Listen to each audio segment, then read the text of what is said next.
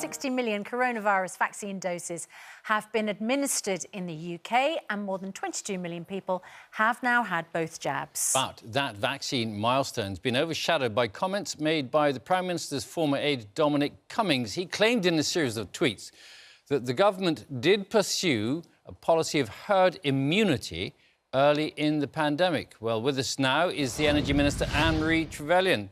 Ms Trevelyan, thanks very much for joining us. Let's be clear about this, because there is some confusion.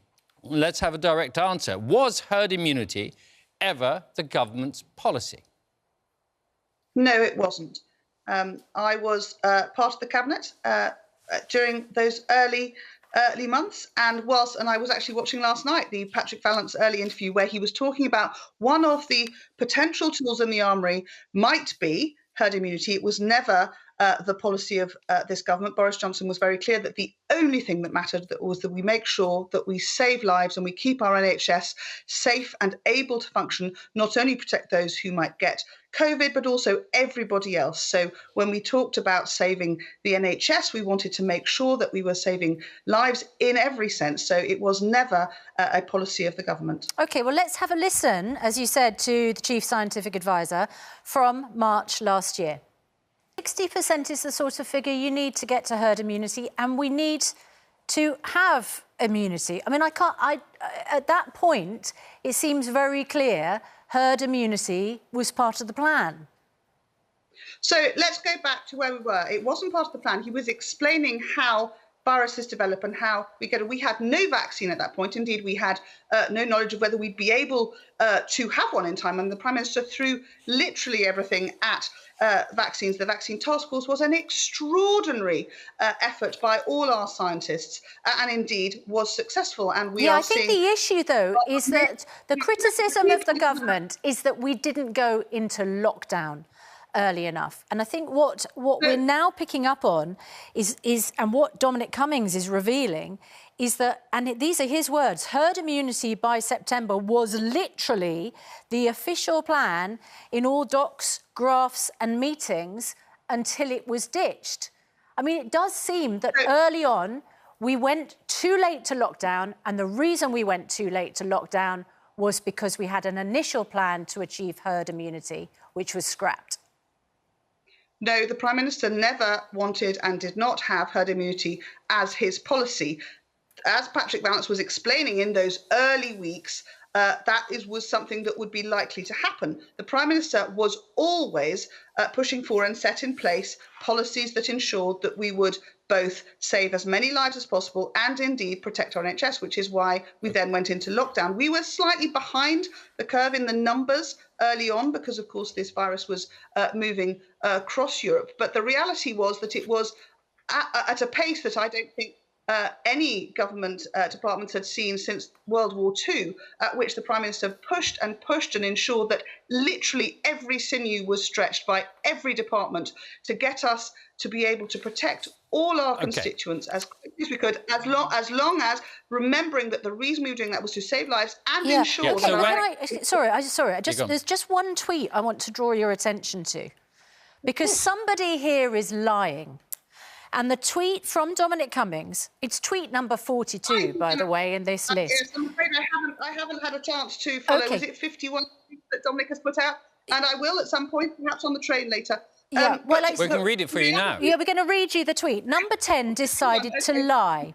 Herd immunity has never been part of our coronavirus strategy. That's the lie, he's saying. Very foolish and appalling ethics to lie about it. He uses the word lie again. The right line would have been what the Prime Minister knows is true. Our original plan was wrong and we changed when we realised. So who's lying?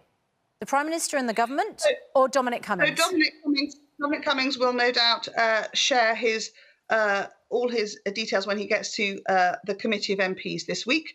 And no doubt my colleagues will be asking circling questions. I am very, very clear that I was sitting in Cobra meetings with the Prime Minister very early on. And whilst the scientists were explaining absolutely how herd immunity might help to help the nation to get to grips with this, the absolute focus was in finding as quickly as possible how we could protect all our citizens and the NHS, and we went into lockdown on the 23rd of March. So what accordingly. Dominic Cummings is saying, your view must be that what Dominic Cummings is saying in these tweets is simply not true. So from where I was sitting, it was very clear that herd immunity was not a policy. It was absolutely part of the explanations as we were all trying to understand what this virus was doing, how it was behaving, how dangerous it was, right. How we were going to protect our citizens. How do we have this discrepancy then between what you're saying and what Dominic Cummings is saying, who was there at the time? How do we have that? Well, I'm afraid I'm not Dominic, and I'm sure he will set out his perspectives and what he wants to present to the committee on Wednesday, and we will all watch and listen. But I'm very comfortable that the Prime Minister never had as his policy herd immunity. Right.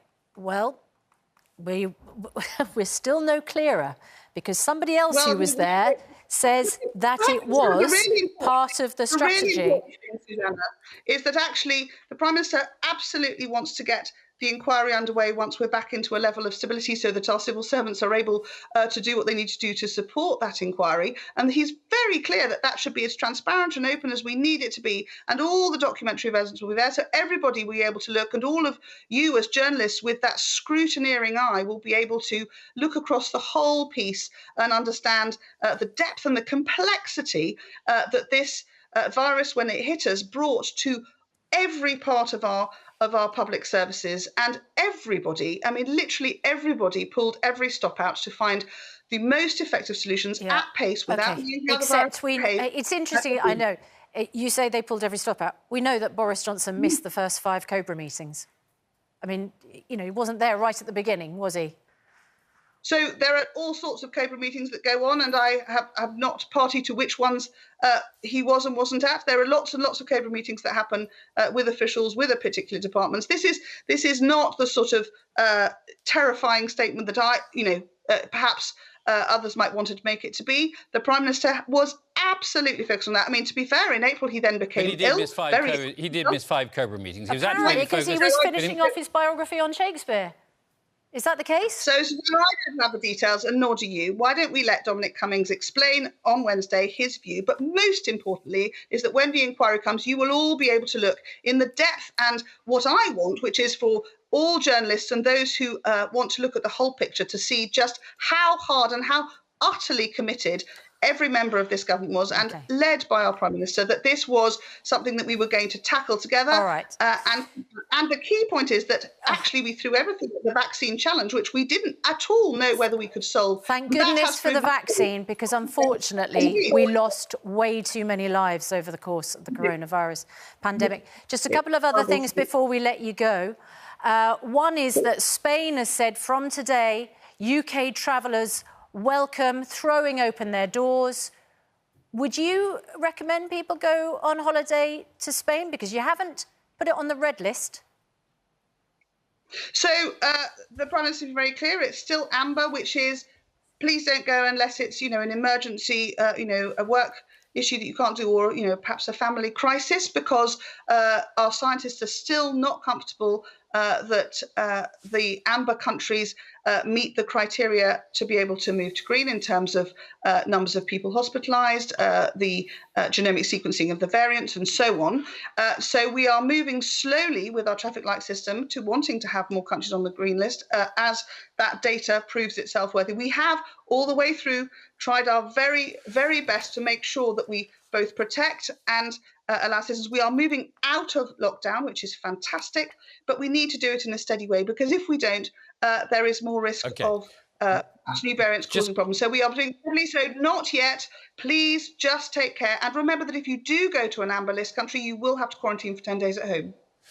All right, I think we'll leave it there because we're past 8 o'clock and I'm very sharp on time. No, we're not going to leave it there, it's 3 minutes past 8. Sorry, Minister, I do need to just ask what you think would be, is the future currently of the BBC in the wake of the Martin Bashir inquiry. I'm going over time.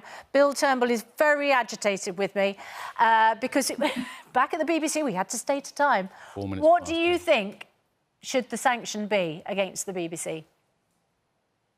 So the Culture Secretary, Oliver Dowden, is very clear that we will review at the charter point the oversight and governance, and perhaps review the licence fee. I will leave it in the wise and capable hands of Oliver Dowden to progress that forwards. But we need absolutely to see a culture change at the BBC, and I think Tim Davie is taking that challenge on.